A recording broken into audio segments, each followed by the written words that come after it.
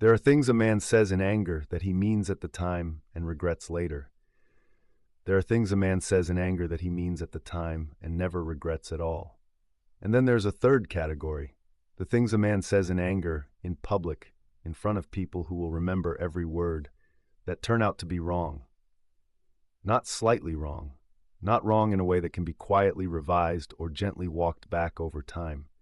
Wrong in the kind of way that eventually forces a reckoning in front of the same people who heard the original statement, with no room to pretend it never happened. Gerald Sutton fell into that third category on a Tuesday afternoon in late September, 5 years before the auction. He was 54 years old at the time. He had been farming his own ground since his late 20s, had expanded 3 times, had weathered 2 serious downturns and 1 equipment fire that cost him a planter and a grain cart and most of a good autumn. He was not a man who scared easily or complained without cause. When Gerald Sutton said something at the elevator or the co-op or the implement dealer, people listened. Not because he was loud, but because he was usually right, and because the things he said were grounded in actual experience with actual consequences. Which is exactly why what happened that Tuesday in late September traveled so far, so fast, and stuck so long. He had borrowed a Massey Ferguson 7S from a neighboring operation, the Tillman outfit, who ran 3 of them and had offered the loan as a neighborly accommodation when Gerald's own machine threw a hydraulic problem 2 days into the harvest window. The window was tight. Gerald knew it was tight. The forecast had a 6-day opening and then rain for a week, and he had 380 acres of corn still standing that needed to come out before that rain arrived. He accepted the Tillman machine. He got it running. He put it in the field on the morning of the 2nd day of the window. It ran well for 4 hours. Then it stopped. The fault code that came up was related to the transmission management system, a software interlock that had triggered on a sensor reading that was borderline rather than critical. In a different situation with a different operator who knew that machine's history, the issue might have been cleared in 20 minutes. Gerald Sutton did not know that machine's history. He did not know the quirk in that particular unit's sensor calibration that had been documented and managed by the Tillman operation for over a year. He sat in that cab for 2.5 hours waiting for a dealer technician who arrived, looked at the fault code, cleared it in 11 minutes, and drove away. 2.5 hours in a 6-day window. On day 2. What followed was the worst kind of harvest math. The kind where every hour lost at the front end compounds into days of pressure at the back end. Gerald pushed hard the rest of that day and the next 3 days, running longer than was sensible, skipping rest that his body needed, and still fell 60 acres short of the window when the rain came in on day 7. Those 60 acres stood in the rain for 9 more days. The yield penalty on those 60 acres was real and measurable. The quality hit was real and measurable. The basis differential on late-delivered wet corn in that particular year was real and measurable. Gerald Sutton did the math with the kind of precision that only genuine financial pain produces, and the number he arrived at was not a small number. He said what he said at the elevator that Friday. He said it clearly. He said it with specifics. He named the machine, named the brand, named the fault code, named the 2.5 hours, named the 60 acres, and what they cost him. He was not ranting. He was not being theatrical. He was a farmer making a factual case in the way farmers make factual cases, with yield data and dollar figures and a calm, hard anger that was more convincing than shouting would have been. He said he would never put a Massey Ferguson in his operation. He said the brand had cost him more that week than any machine he had ever owned or borrowed. He said he was done with them. There were 11 people in the elevator that day. Every one of them heard it. Word moved the way word moves in farm country, quickly, accurately, and with the emotional context intact. By the following week, the story of Gerald Sutton and the borrowed Massey Ferguson was a fixed piece of local knowledge. People did not gossip about it. They simply knew it, the way they knew other facts about operations in the county. Gerald Sutton did not run Massey Ferguson. That was a fact now. What Gerald did not know, what he found out 18 months later, from a conversation with a dealer technician at a different outlet, in a different context with no particular agenda attached, was that the sensor issue on the Tillman machine was a documented quirk on that specific unit, logged in the dealer's service history, and resolvable with a calibration adjustment that the Tillman operation had simply never gotten around to scheduling. It was not a design flaw. It was not a brand failure. It was a maintenance deferral on a specific machine that had a specific history that Gerald had known nothing about when he borrowed it. He absorbed this information quietly. He did not make a second speech at the elevator. He did not seek out the 11 people who had heard him and revise his position publicly. He sat with the information and let it settle, and what settled in him was not comfortable. He had said what he said on the basis of what he knew at the time, and what he had known at the time was incomplete. That distinction did not make him feel better. It made him feel the particular discomfort of a man who has made a public argument with private confidence and subsequently discovered that the confidence was not entirely earned. He kept farming. He bought a different brand of tractor to replace the one he'd been running. He did not go back to the subject of Massey Ferguson publicly. He let the years put some distance between that Friday at the elevator and the present, and the distance helped. The way distance always helps when it comes to the things a man wishes he had said differently. Then the Tillman operation announced they were selling out.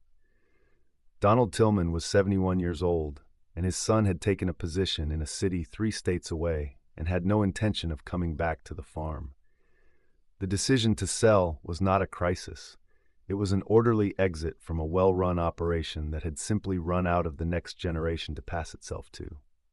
The estate sale was announced in late spring for a Saturday in early July. Equipment, bins, shop contents, the land was being handled separately through a real estate listing. Gerald Sutton read the sale notice the week it went out. He read the equipment list twice. Among the items listed was a Massey Ferguson 7S, 7 years old, documented service history, known hours. The description in the sale notice was factual and complete, the way equipment descriptions are in legitimate farm sales run by people who know what they are selling and have no reason to hide anything. Gerald recognized the machine from the serial number range and the year. He could not be certain, not from a sale notice, but he was fairly certain that the machine on that list was the same unit he had borrowed 5 years earlier, the same unit that had stopped in his field, the same unit that had cost him 60 acres and a speech he had not been able to take back. He did not tell anyone he was going to the sale. He went. The Tillman sale drew a strong crowd. It was a well-regarded operation. The equipment was known to have been maintained, and the combination of good iron and a legitimate dispersal sale brought buyers from 3 counties. Gerald arrived 40 minutes before the auction started, parked at the back of the lot, and walked the equipment line without talking to anyone. He found the Massey Ferguson 7S at the far end of the line. He stood next to it for a long time. The machine showed its 7 years, not badly, not in any way that suggested neglect, but in the way that working equipment shows time. The paint had weathered, the cab showed operator hours, the tires were good, the service records were in a folder in the cab, and Gerald climbed up and read them. All of them, every entry. The sensor calibration he had been told about 18 months earlier was in there. Performed 14 months after the harvest that had cost him those 60 acres. One line in the service log, dated and signed, noting the calibration adjustment and the reason for it. One line that had come 14 months too late to matter to him in September 5 years ago, and that now sat in a service folder on a machine at an estate sale, waiting for someone else to buy it and put it back to work. Gerald climbed down out of the cab. He stood on the ground next to the machine and looked at the field that was visible from the Tillman lot, the same field he had been harvesting 5 years ago when that machine stopped on him. The field was in soybeans this year, a different operation's beans now, already canopying in dark green in the July light. The spot in the field where the machine had stopped was not visible from here, or maybe it was and he just couldn't identify it anymore. 5 years changes a field. 5 years changes a lot of things. The auction started at 10. They worked through the smaller items first, the usual pattern at a sale like this. Shop equipment, grain handling, the utility items that move fast and cheap because there are always buyers for them. The crowd was attentive and competitive.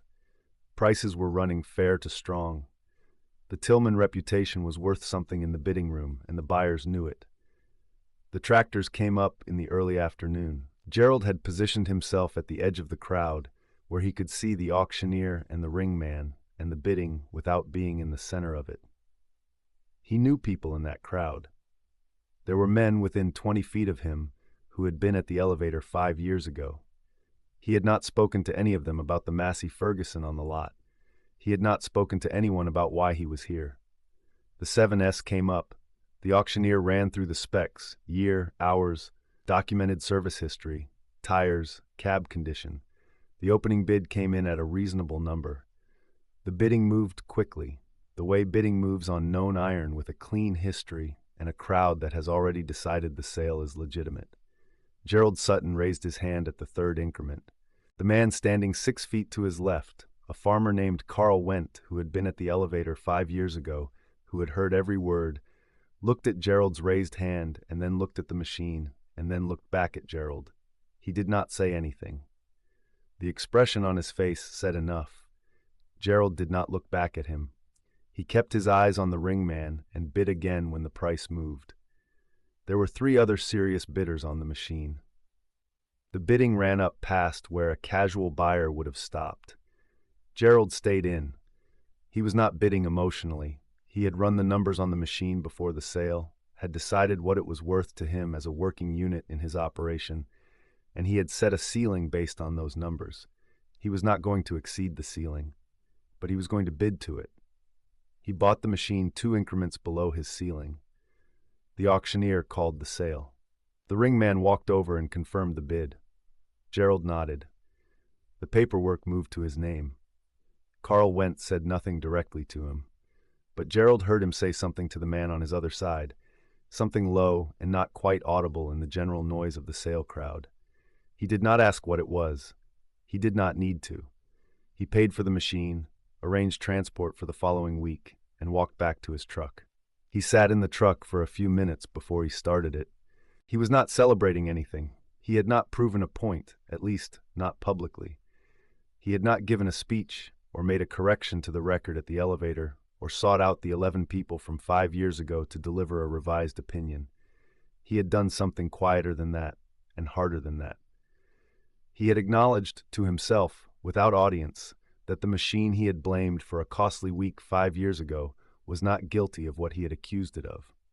And he had bought it anyway, not to punish himself, not to perform a lesson, because it was a good machine with a documented history at a fair price. And those facts did not change because of what he had said about the brand 5 years earlier. The machine came to his operation the following Thursday. He put it in the shed and spent 2 days going through it himself, not because the service history gave him reason to doubt it, but because he was that kind of operator. He wanted to know the machine from the inside before he trusted it with a harvest. He found one small hydraulic fitting that was seeping at the connection, nothing the service history had flagged because it was borderline and recent, and he replaced it before the machine ever went to the field. He told no one about the hydraulic fitting. He ran the machine that fall on his corn ground. It ran the way a maintained, properly calibrated 7-year-old Massey Ferguson 7S runs, which is to say reliably, without drama, without fault codes, and without 2.5-hour stoppages in the middle of a harvest window. The harvest came in clean. Gerald Sutton did not go back to the elevator that fall and revise his position on Massey Ferguson. He did not make a public statement. He did not reach out to anyone who had heard him 5 years ago to offer a correction. He understood that a public statement made in anger and with incomplete information required more than a private purchase to undo. It required time and visible evidence, and the patient accumulation of the kind of credibility that only shows up in results over seasons. He had 1 season with the machine. That was not enough. He would have more. But the thing that changed on the day he raised his hand at that auction, the thing that changed inside him, with no audience and no acknowledgement from anyone else, was the knowledge that he had stopped letting a bad week define a machine's capability. and that he had done it in the hardest possible way, not by quietly changing his mind in private and saying nothing, by showing up at the sale in front of people who knew him and knew what he had said, and making the decision that the numbers and the history and the honest accounting of what had actually happened required him to make. Carl Wendt's expression had said everything that everyone was thinking. Gerald Sutton had raised his hand anyway. That is the kind of decision that does not get talked about at the elevator. It does not get acknowledged at the co-op or the implement dealer or any of the places where farming reputations are made and unmade in the ordinary course of a season. It lives in the machine shed and in the yield monitor and in the quiet private accounting of a man who farms long enough to understand that the land does not care what he said 5 years ago. It cares what he does today. It cares what iron he puts in the field, and whether that iron is chosen with clear eyes or clouded ones. Gerald Sutton had chosen with clear eyes. He went back to work. The Massey Ferguson 7S went into the shed that November with 180 hours of his own operation on it, clean and without issue, next to the machine he had been running for the previous 5 years, the one he had bought after that Friday at the elevator, the one chosen in reaction rather than analysis. He looked at both machines side by side in the shed light one evening in late November, after the season was done and the pressure was off and there was time to think. He thought about it for a while. Then he turned off the shed light and went inside. Some reckonings do not need a witness. Some corrections do not need an audience. Some of the most important decisions a man makes in a farming life are the ones he makes in the quiet of his own accounting, with only the yield data and the machine hours and the honest memory of a Tuesday in September as his reference points. Gerald Sutton had been wrong. He had found out he was wrong.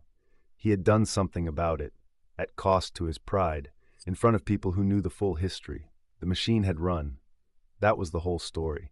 And in farming, that is enough. There is a postscript to this story that does not belong in the main accounting, but that belongs somewhere, because it happened, and because it matters in the way small things matter when they accumulate into something larger over time. The following spring, at the co-op in early April, Gerald Sutton was standing at the counter when Carl Wendt came in behind him. They had not spoken directly since the auction. They had been in the same spaces, had nodded in the way that farmers in the same county nod at each other, acknowledgement without conversation, the minimum social currency of men who occupy the same professional world without being close. Carl Wendt stood next to Gerald at the counter and ordered what he needed, and while they were both waiting, he said without preamble and without looking directly at Gerald, "That 7S running all right for you?" Gerald said, "Runs fine." Carl said, "Those are decent machines when they're right." Gerald said, "They are." That was the end of it.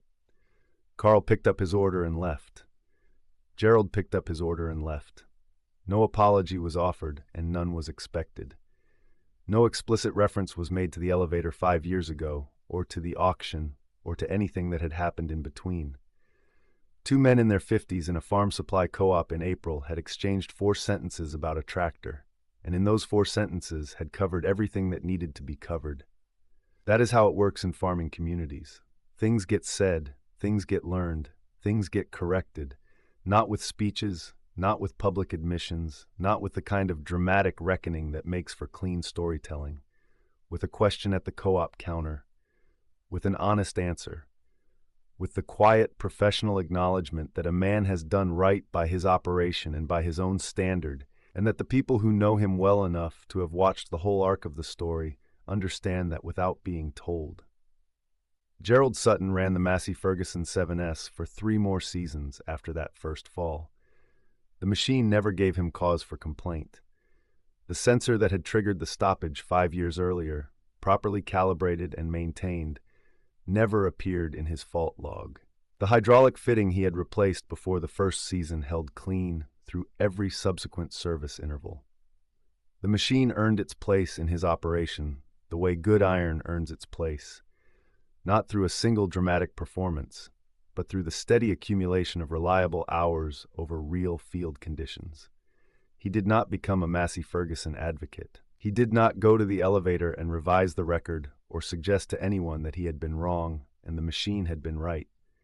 He let the machine speak for itself, in the way machines speak, in hours and yields and the absence of problems, season after season, without fanfare. By the third season with the machine, the story of what Gerald Sutton had said at the elevator 5 years earlier was still known, in the way that county knowledge persists. But the story of what he had done at the Tillman auction was also known.